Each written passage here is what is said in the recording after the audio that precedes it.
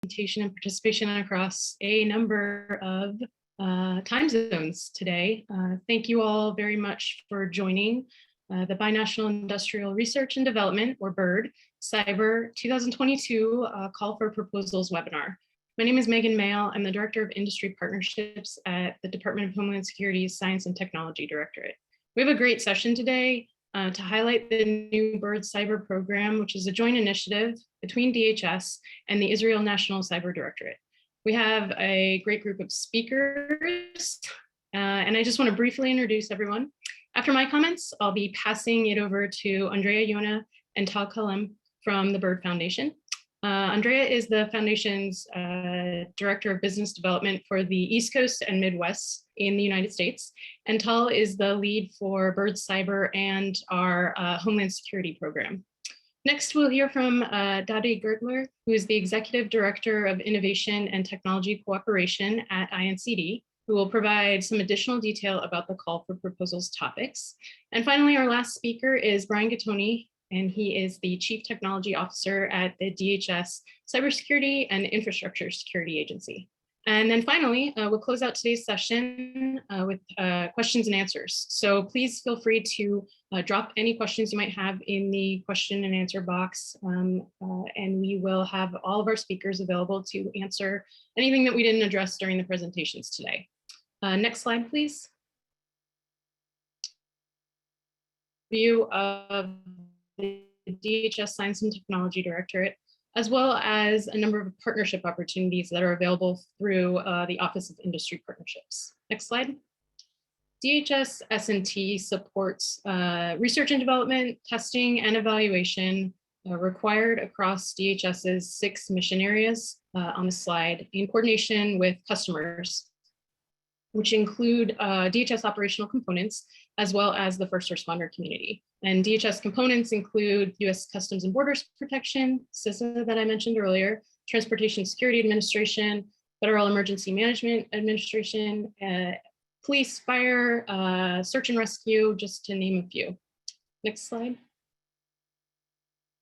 S&T's current major thrust areas are listed on this slide. And again, they align to the needs of our department operators, as well as the broader Homeland Security enterprise, which includes our first responders across the United States. The thrust areas currently make up 17 programs, and each program consists of a matrix team that has reach across S&T to really tap into a wide variety of expertise needed to address the challenges and provide solutions for our customers.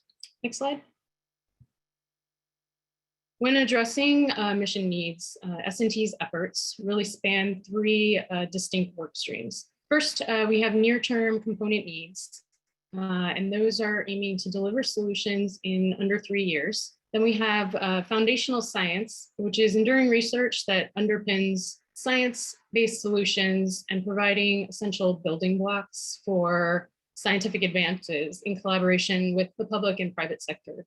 And then finally, to meet future needs and emerging threats, we're really expanding capabilities around things like advanced computing, information security, and communications to really better understand the next generation of capabilities and their impacts on Homeland Security operations.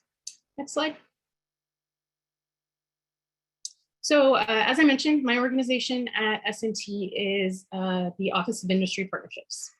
Our office is focused on outreach and conversations like this one to a wide variety of private sector entities to promote business opportunities that S&T has, as well as broader partnership programs.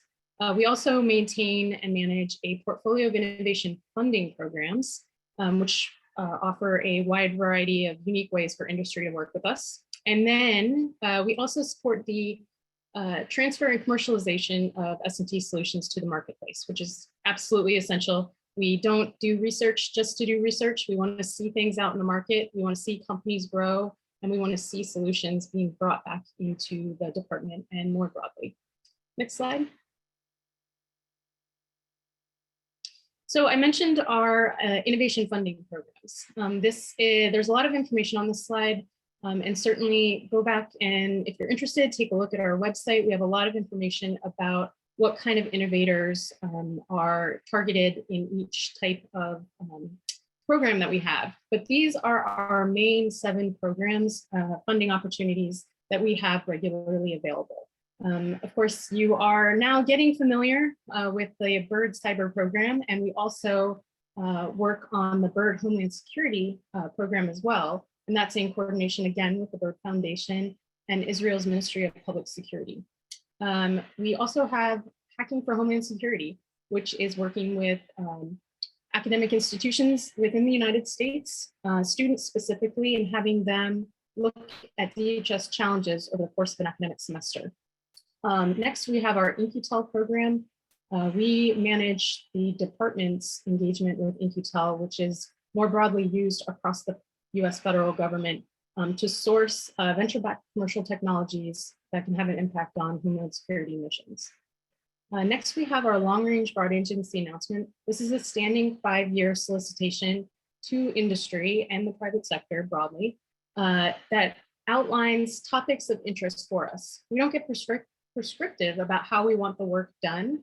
We want people to come to us with white papers, with proposals, and tell us how you will accomplish work in a mission area. So those topics are open and available for proposals. And then we have prize competitions. So S&T runs prize competitions for the department. And again, we're targeting as broad an audience as we can with prize competitions. I mean, it's down to individual innovators who might have an interesting idea that we weren't going to get via a normal contract. And next, our Silicon Valley Innovation Program is targeting the startup community. More broadly than just the Silicon Valley area, we have startups in our portfolios across the United States and internationally. And we are really looking at taking commercial solutions and tweaking them for DHS component needs and making sure that the startups have access to our end users and then are delivering solutions that are bought back. And finally, S&T runs the Small Business Innovation Research Program for the department. And that is looking at how small businesses in the US can help commercialize solutions against DHS requirements. Next slide.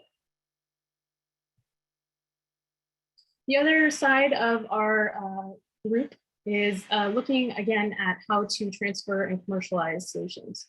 So we are involved in the tech transfer and commercialization processes for the department. So we help coordinate intellectual property right protection, licensing, and other commercialization activities. And we also run a number of programs that help to commercialize solutions.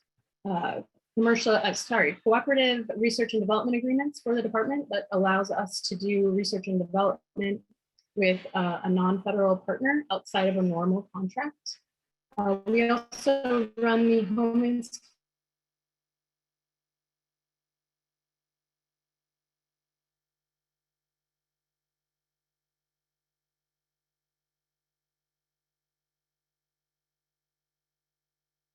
that really impact the DHS market. We also have partnership intermediary agreements that assist with tech transfer and commercialization.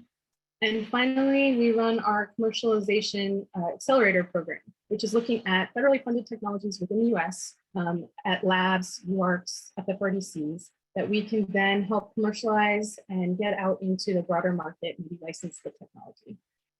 So next slide.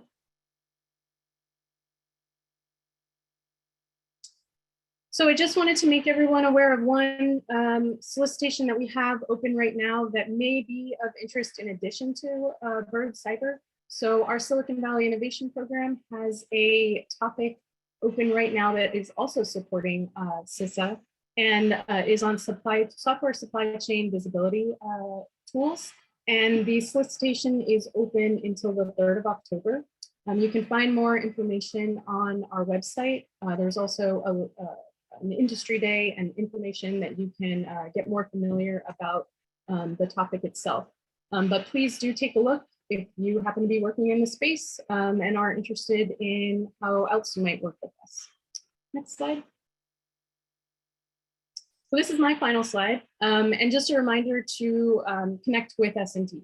So we have a lot of information, as I've mentioned, on our website.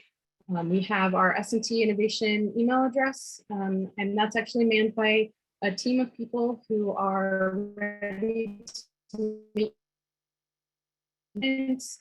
We want to hear about your technology. We want to hear about what you're doing. And also, we're pretty active on social media, so we are promoting upcoming events, how our topic solicitations are going, and things that we are running or events that we'll be at. So please connect with us.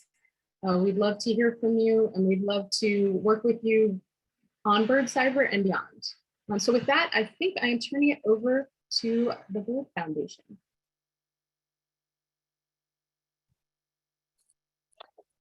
Okay, so I am Andrea Yona, so I'll start off.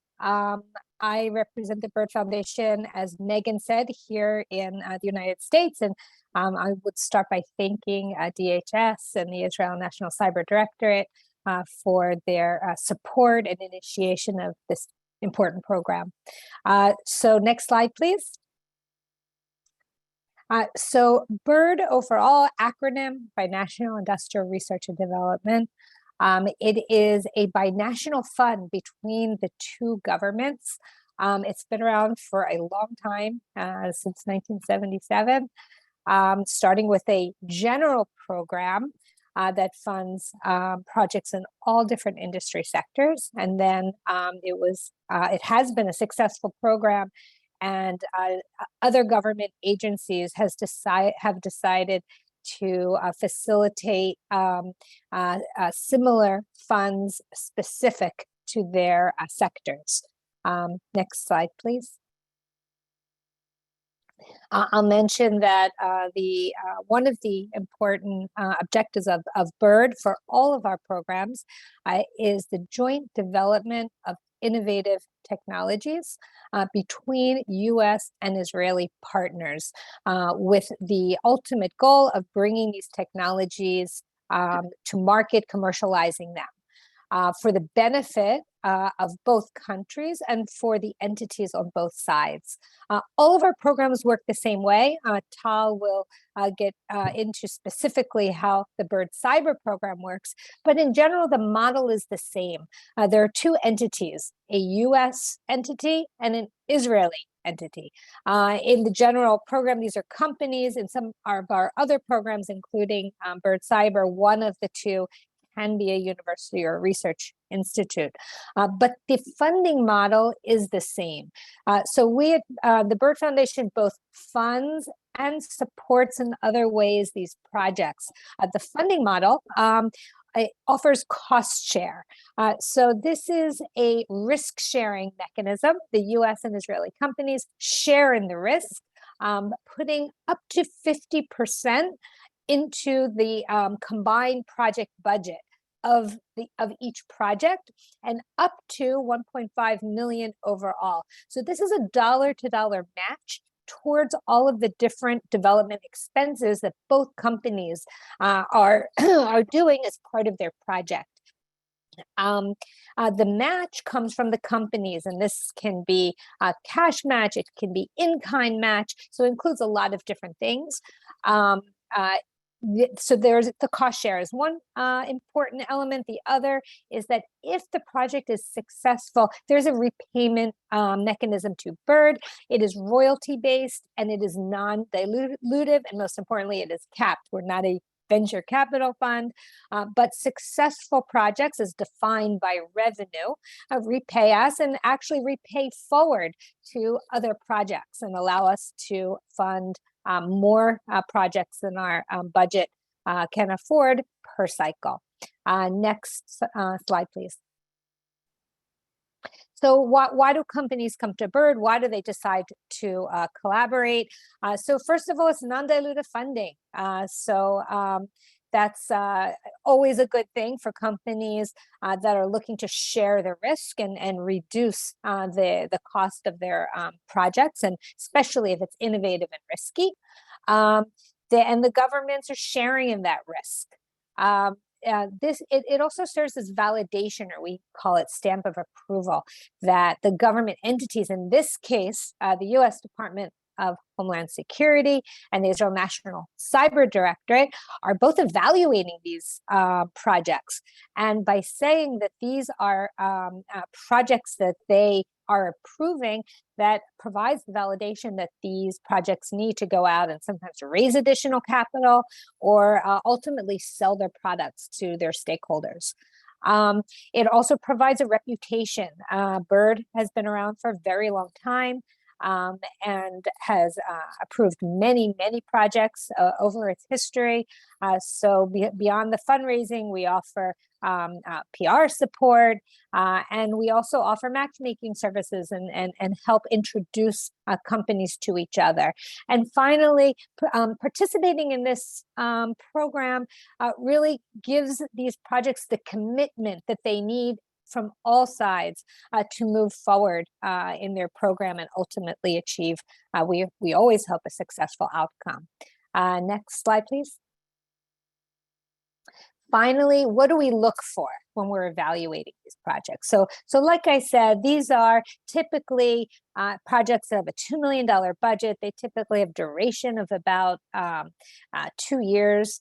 And as we and as our evaluators look at them, we want to see first and foremost that they're dealing with innovative technologies. We want to see that there's good synergy between the two companies. More specifically, that we're seeing complementary technologies, or we're seeing perhaps technology being piloted or demonstrated within a system of the other partner. We want to see that the companies have identified a market that they're able to sell it to, and they can quantify that. And finally, that they know how to bring it to market, or at least one of the two partners really needs to show that they have the experience, they have experience with the market, they have a distribution channel, and they can really commercialize the technology and bring it to market. Next slide, please. And finally, this is our team. We are a small team. We have offices in the US and in Israel. Our headquarters is in Israel. Tal sits on that side. He's the program manager of BIRD Cyber, is also BIRD Homeland Security. But this is our team in Israel. We have a couple team members here in the US. I oversee the East Coast and Midwest. We have someone on the West Coast and someone in the South. You can reach out to any of us, and we're always happy to help you explain the program, make introductions, whatever we can do to assist. And I now turn it over to Tal, who will give a deeper dive into the BIRD Cyber program. Thank you. Thank you, Andrea. And I would already want to start with a question that I saw on the chat box or on the Q&A box, that is it relevant for US companies? And of course, I would like to emphasize again what you said, that this is a joint program for US and Israeli companies collaborating together, one company from the US, one company from Israel, collaborating together on a cybersecurity project that we're on one of the topics that we will soon review. So the BIRD cyber program, as was mentioned, is a specific sector-focused program. One of few that we have in a BIRD Energy program, we have a BIRD Homeland Security program. Our general program is open to innovation in every technology, but the sector-focused programs are open to the developments on those topics that are mentioned in the call for proposals. Next, please. So this is the call for proposals. If you didn't see it yet, then you have here the link, or just type on Google BIRD Cyber, you'll find it. And what you can see here is first the topics that are mentioned in the call for proposal. The first one is the OT and ICS protection topic. The second one is the small and medium airports and seaports protection. The third one is resilience center for SMBs, and the fourth one is data fusion and analytics. And you can see that below the dates for submission. So on the first stage, you need to submit an executive summary. The executive summary is a very simple easy to complete document if you know who is your partner and what you are aiming to do together. And the deadline for that is November 15, so you still have 2 months to find a partner. And if you are in the US or in Israel and looking for partners, then you can ask us to help you with that. The executive summary template is on our website. You can check it now and see it yourself. There's a template there that you just need to follow up on it and fill it up. The final proposal is on January 10th, and we will recommend those who will send the executive summary on November 15. We will screen those executive summaries and will recommend the most appropriate project to submit a full proposal. You'll have for that, as you can see, almost 2 months to complete. Decisions will be made on March 2023. Next, please. So if you'll go to our website, you'll find the BIRD Cyber introduction, and then you can see marketing circles, the call for proposals link, and also the explanation on topics. The explanation of the topics will be made also here by Dadi Gertler and by Brian from CISA. But if you want to read the explanations that appear on our website, then please do so, because you can find out more about the topics and what actually the stakeholders are looking for. Next, please. So what's unique on this program? So in our general program, the BIRD general program, which is twice a year, you can send the application to any topic. But in this specific program, actually you are following on the topics that I just mentioned. So actually, these topics are answering market gaps that DHS and INCD together recognize that they need some support, as they are not answered properly by the industry. And I think this is what I like about, personally, what I like about this program, that it answers needs that are for the benefit of both countries and economies, technologies that are needed and are not yet developed enough for the users. Next, please. So the users are, as you could see in some of the topics, are SMBs. I mentioned Resilience Center. I mentioned small and medium ports and airports. Next, please. Those specific topics help you actually to focus on your proposal, because you know exactly what are the market needs that both stakeholders define. And I think it makes life easier when you know exactly what to answer and what to focus about when you write your proposal. Next, please. Also, from our experience in other programs, we know that actually the submitting companies are very interested that the stakeholders will review their proposal, because they want them to know about the technology, to know about their companies. And in this program, you have a unique option that both DHS and ICD will review your proposals, will evaluate them, will give you a feedback, even if a project is not approved by the board. Still, we give a feedback to the companies for the reasons that it was not approved, including comments from both the reviewers and the board members. Next, please. We can help you also with demo sites, both in Israel and in the US. I mean by BIRD and INCD. INCD will help us to find you demo sites in Israel for those topics that require a demo site. And BIRD team, as Andrea mentioned earlier, in the East Coast, West Coast, and in the South, might help you, or can help you, sorry, with the demo sites in the US. Next, please.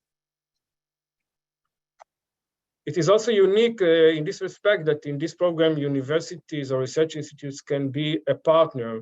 It can be a project between a company and a university or research institute, which we don't have in our general program. Next, please. And demo sites can be partners in the program.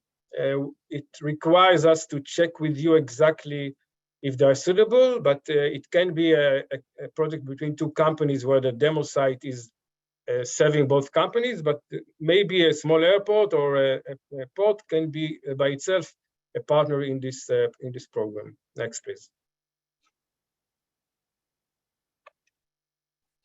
This graph is just to highlight the evaluation process. As you can see, the evaluation of the proposals is done separately in Israel and in the US. So each side is doing its own evaluation without any coordination. Each side decide what projects it prioritize, and then only then, when each side coordinated the rankings and decided about its priorities, only then both stakeholders will meet to evaluate together the projects and to decide together which projects are the winners, and then they submit their evaluation to the board of the Bird Foundation, where the final decision is made. Next, please. I would recommend you not to look on this program only as an option for funding. It is nice to have funding for your development, but it is also a long-term collaboration, and you should see this program as an opportunity to find a long-term partnership with a strategic partner, a partner that will help you to promote your development, to move one step further with your product. So don't see it just as a channel for funding. Next, please. So for that, you need to, before you are looking for a partner, you really need to focus and ask yourself, what are your needs, to analyze your needs and your offering before searching for the right company, either by yourself or through us. Next, please. And we always suggest companies to, when you already contact a company, when you already discuss a collaboration option with a partner, don't focus only on this specific person or lady that you're in contact with. Try to build your network in the other organizations, so you will have more people to support this collaboration and more people that you can communicate with in case your champion is moving or leaving the company. Next, please. So you have here my email and Andrea's email. We'll type them also in the Q&A box so you can follow up. And if you have any question about the program, if you are puzzled whether you suit the program or not, if your development is answering the topics of the program, feel free to contact us and we will be happy to help you with answering you and help you to moving on with your plans. Thank you very much.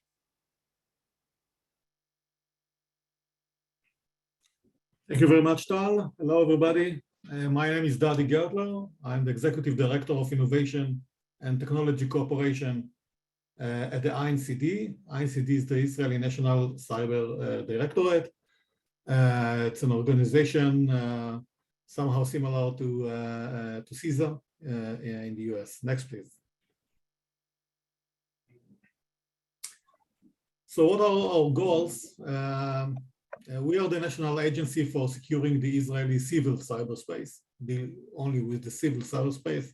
It means all sectors, financial, energy, transportation, health, and so on and so forth. So we deal actually with all sectors. And our additional goal is promoting cybersecurity innovation and capacity building wherever it is, of course, in Israel. But cyber, of course, is a global issue, and here we cooperate with the Bird Foundation, doing a great job. Next, please. So our responsibility, first of all, government, to take care about the government, actually all sectors, resilience, to bring higher walls, to protect as much as possible, and it starts with government, critical infrastructure, which is the most important. I will get to it later, and it relates also to this specific program. Vital assets, which are not critical maybe, but still they are very important. industries, SMBs, again, related to this program, and even the man in the street. We have a dedicated call center for emergency cyber crises. So anybody in Israel can just call 119, which is the opposite of 911, and will get an immediate answer for his needs. Next, please. So first of all, we take care about critical infrastructure. That's our involvement model and guidance of the Israeli market. Take special care about critical infrastructure as defined by the Israeli law. Actually, we are practically the cyber regulator of these organizations, like mainly from the energy sector and transportation sector and other industry sectors. Then we have the companies defined by A level, B level, and C level. We invest in guidance and monitoring of A-level companies as well, which are vital to the Israeli market. They are not critical, but are still vital. Big companies, here you can start, you can find medium-sized enterprises, and at the C-level, there are small-sized enterprises that we provide guidance, recommendations, not guidance, but recommendations we define. We publish different kind of publications, invest in awareness, providing the call center, and so on. Next, please. The Israeli industry is very advanced regarding cybersecurity. You can see the numbers here for 2021. It was a record year regarding investments and acquisitions. The number of course, if you look at this market of Israeli startups, Israeli innovation in cybersecurity is next to the US in the world, and the numbers speaks for themselves. So you have a huge potential of collaborating with fantastic, very innovative Israeli companies, and we definitely encourage that. Next, please. So I will go topic by topic. We have 4 topics as defined together with the THS. 4 topics that might do interest us. As Tal has explained before, we are trying to look at the spots, the blind spots of the market, spots that the commercial solutions maybe are not 100% fit to the needs for different reasons, and we have decided to try to encourage them. Of course, we're talking about critical infrastructure, securing the architecture, protecting core operational processes of critical infrastructure utilities. It's our first priority. Today, this mainly legacy technologies are being more and more connected to the internet. They are not isolated as they were before, connected to the cloud processes and the cloud applications. And we would like to find solutions that will provide a more secured architecture doing that, going digital with the transformation, but still keep it safe and secure. Next, please.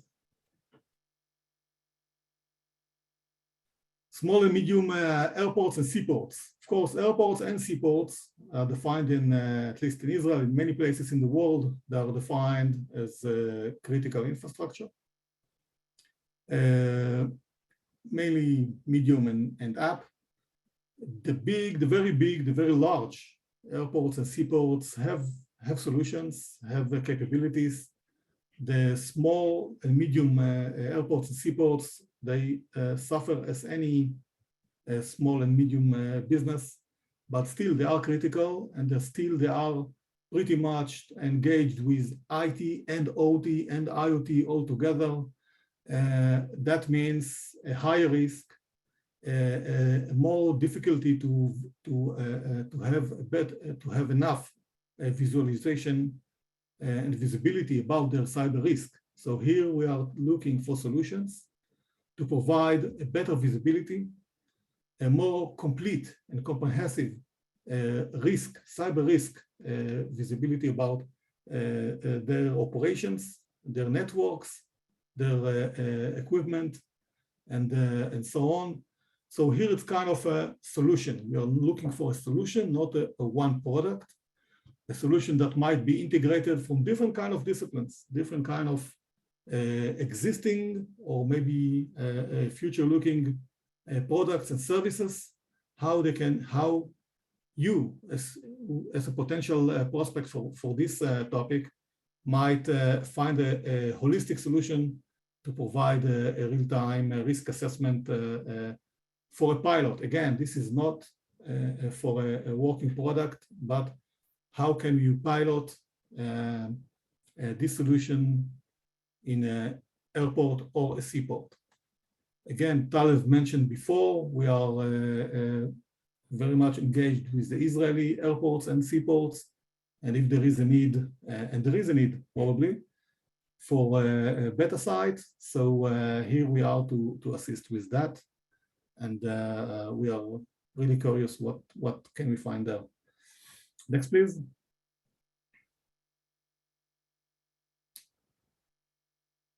Piloting Resilience Center for Small, Medium Businesses and Enterprises, SMBs and SMEs.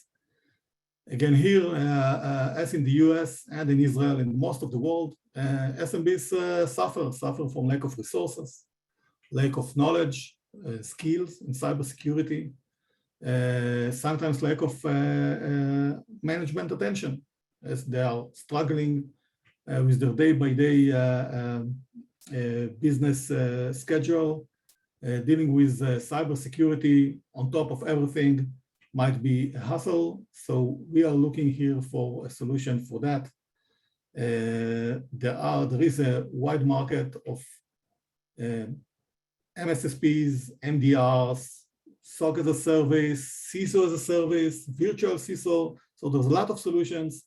We are looking for creative solutions to provide better services to this kind of small and medium enterprises, small and medium businesses. Could be per sector, could be in other way. So we are really like to find and to help these small businesses. During the COVID, they suffer a lot. Today they're suffering a lot. As being, in most cases, as being a supply chain suppliers for the big enterprises, we see a place for doing something in that arena. Next, please.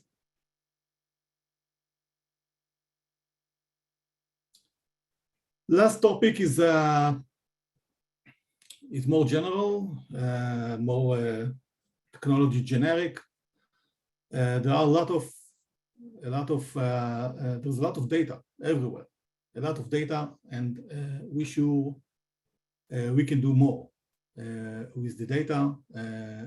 Talev mentioned before, we are also approaching or welcoming academia, universities, research institutes, anybody that can do smart things with a lot of data, with different kind of data, applying AI and machine learning and different new methods, how to find smart insights within any kind of data. So this is really important, really interesting. It's a bit more futuristic, but we're sure that we will find very nice solutions here as well.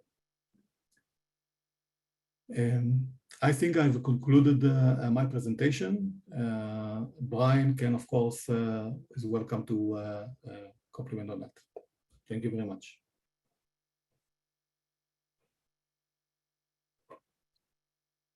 Excellent. Thanks, sir. I appreciate it. Hello, everybody. My name is Brian Gattoni. I am the Chief Technology Officer at the Cybersecurity and Infrastructure Security Agency. My portfolio includes our data operations, our enterprise architecture, and our R&D portfolio, which puts me in the amazing seat as prime partner for DHS Science and Technology, and my colleague Dottie over at INCD. I'm going to tell you a little bit about our agency in case you haven't heard of it, and then double down on some of the joint topics Dottie's already introduced. So next slide, please. All right. The Cybersecurity Infrastructure Security Agency has a pretty simple remit, and that is we are looking for a secure and resilient infrastructure for the American people. And to pursue that, we lead the national effort to understand, manage, and reduce risk to our cyber and physical infrastructure. Just this past week, we have released a brand new comprehensive strategic plan that details where the agency is going for the next few years in pursuit of these goals, possibly slightly reworded, but all of the intent is certainly the same. Next slide, please. The work we do crosses quite a few cyber and physical boundaries, and it's really focused on partnership and collaborating with the critical infrastructure, private sector partners, and our partners in the federal government here, as well as across international lines with our friends and allies, to understand how risk manifests and what it means to secure it and build a resilient infrastructure. You can see on the side of the slide here a couple of areas we focus on. Partnership development is a key area for us. Building the relationships as a voluntary agency with all the owners and operators of the critical infrastructure we're looking to secure is a key way to make sure that the best practices we find from all of our analysis and our work in the federal government space finds its way into application for our partners. That involves quite a bit of information and data sharing, and you're going to hear me come back to that when I double tap on Dottie and I's ideas for AI and ML and data, but data sharing is a really key aspect of taking actionable intelligence and turning that partnership into more of an operational collaboration space to secure our networks. We also have a lot of responsibility for building up the capacity of our partners to be able to take care of themselves. Dottie laid out a great use case about the difference between small and medium and large ports, both sea and air, and how the large ports are taking care of themselves with the right tools, but we all have a responsibility to help the small and mediums build up their capacity for resilience. We also have incident management and response in the event of a cyber or physical incident. We have a suite of services that we offer to help understand what happened and guide our partners back to a state of security. As a proactive model, we do risk assessment and analysis to understand what the risks may be to an entity and to a view of national critical functions. We do quite a bit of network defense and operations for the United States civilian federal government, as well as coordinate a national effort to ensure emergency communications is resilient and interoperable and supports all operations at the lowest level here in America. Next slide, please. This is a little view of our organization. We are led by our director, Jen Easterly, with a deputy director and executive director. I myself am tucked away in one of the little white boxes in the top corner as the chief technology officer with all of my peers in our mission support elements. And then the cross matrix design in the middle is really our big 6 mission divisions. So you have cybersecurity, emergency communications, and infrastructure security services coming out of the vertical divisions, supported by the integrated operations division, which runs our field forces and our regional elements, which I'll highlight here in a bit, our stakeholder engagements, which builds and maintains all of our partnerships, as well as the National Risk Management Center that looks at that holistic view of risk to cyber and physical infrastructure and helps galvanize and focus the delivery of our services nationwide. Next slide. A lot of the work we do is governed by the partnerships we have across 16 critical infrastructure sectors, and each one of those sectors has a partner in the federal government somewhere supporting them, and that brings up the community of sector risk management agencies, which you'll see CISA's name in quite a few of them.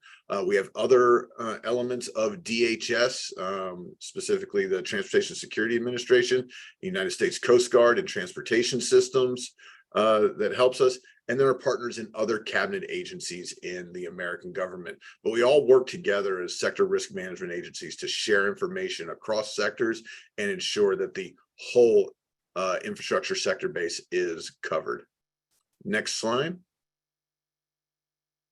And one of the ways we do that is through delivery of our services in a regional model. So this is a breakout of mostly the continental United States. You see the other two states off on the side there, and how they're assigned in a regional sense to CISA in our model. So we have, if you're here in the United States, we have somebody in a city near you. Some of the big cities in the area there you can see: Seattle, Oakland, Denver, Kansas City. All right, the critical infrastructure owners and operators sit in a region somewhere, and there is dedicated help from CISA for them to help deliver our services. So let's talk a little bit. I think next slide might just be a title slide, which is a fine one to end on and talk about. Next slide. Yeah. All right. The big logo.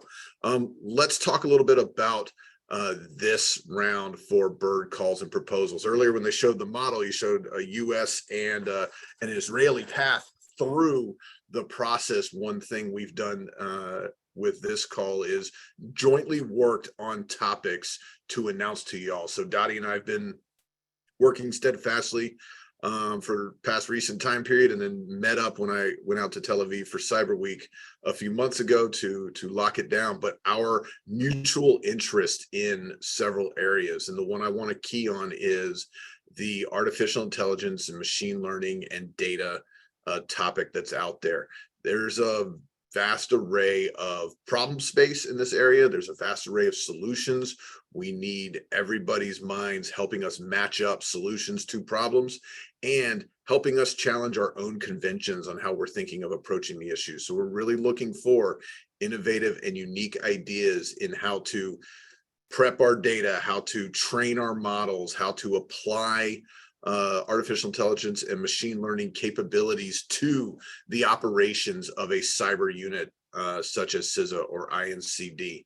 So anything that's in that vein that you think is useful, we're genuinely very interested in hearing about. And you're going to get feedback from 2 national level entities in cyber operations about your tools applicability to our space, as well as partnership between myself and Dottie and our organizations to help pilot these entities in a joint manner.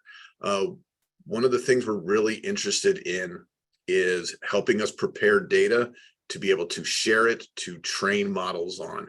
One of the fault modes we've recognized in trying to apply other people's approaches to training models is the unique data sets that a national level cert may generate. So we're really looking for interesting, unique ways that may involve privacy preserving technologies, may involve novel methods of encryption, but ways to share data that helps train models, the ways to share models that help support operations across entities that have similar remits, but very different data sets. So anything you can do to help us in that area, we're keenly interested in. And I'm looking forward to the proposals as they come in the future. And with that, I'll save the rest of the time for, I think Megan's taking over, and then maybe Q&A. So there we go. Thanks, everybody. Thanks, Brian. And thanks to all of our speakers. I hope everyone in the audience today really can get a feeling for how excited and engaged we all are on this new program. As Brian mentioned, I mean, you have a lot of high-level interest at both organizations in both countries who are really interested in seeing the solutions that are out there, the proposals that you'll bring to us, and how we can jointly, see these things forward via these grants from BIRD. So I will be moderating a brief question and answer session. So we've had some questions in the chat. The number one question, which was addressed in the chat, was whether or not the video would be, the recording would be provided, and it will. Please keep an eye out for an email. The video will be posted probably to the registration site that you use to get to the webinar today.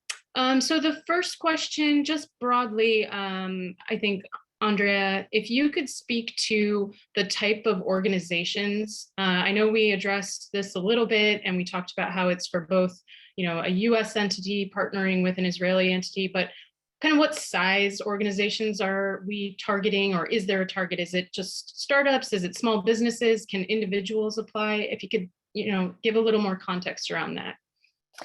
Yeah, thank you. So all sizes qualify, probably not individuals, but it should be small business, small, medium, or large size businesses, or other types of entities, like we spoke about universities, research institutions, as well as, let's say, utilities. I think the important thing to understand is that there's always two partners, and the solution needs to be a complementary one, or a solution whereby you're piloting your technology or demonstrating it at the other on the other side.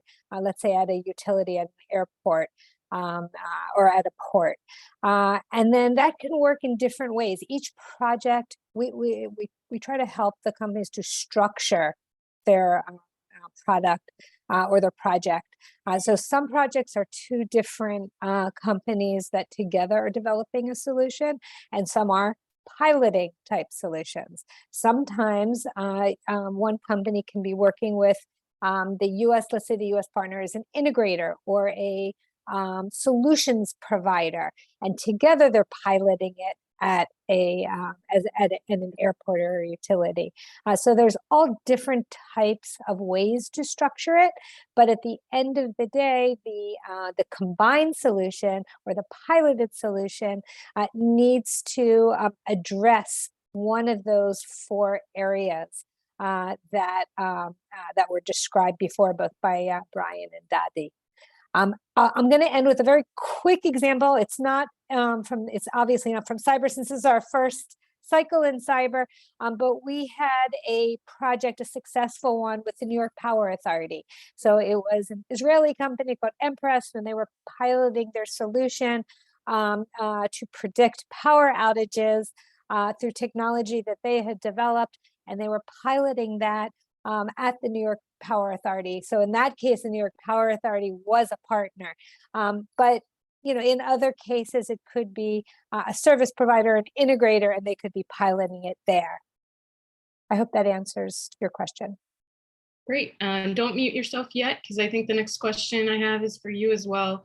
Can you speak a little bit more about the matchmaking process? If someone in the US or in Israel is interested, what is the foundation's role in helping to find a partner or, move a potential executive summary forward? Yeah, so we do that all the time. We do it together, and there's all different ways of doing it. We facilitate introductions from one side to the other.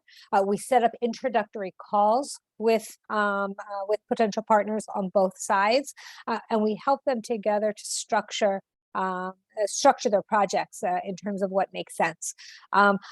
Typically for me, I have the company that has asked me for assistance to also do their research to try to provide as much information as possible in terms of who would be their ideal partner. At least in Israel, there's some great databases. Since it's a small country, you can actually database all of the companies there.